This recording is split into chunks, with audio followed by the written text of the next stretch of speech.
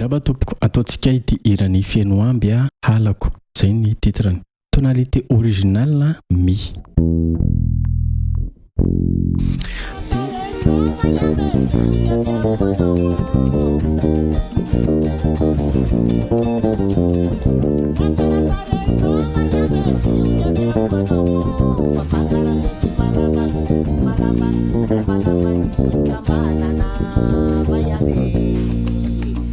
mi ré mi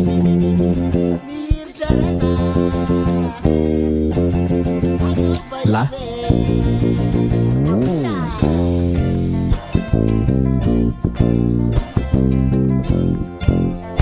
ilay mikapoka kely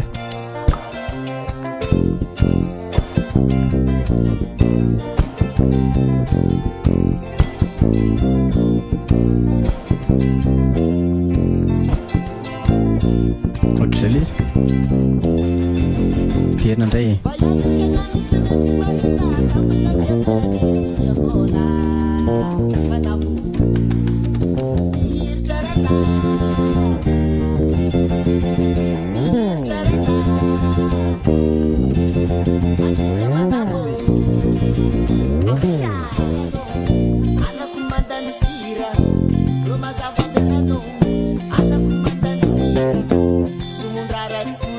afaka atao slap indray leo amin'ny partie eto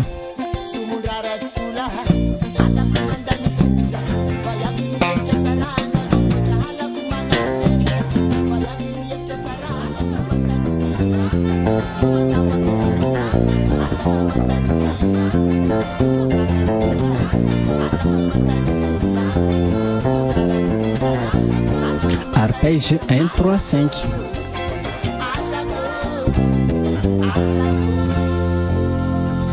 tsara be ny farany iny 1 3 5 1 3 5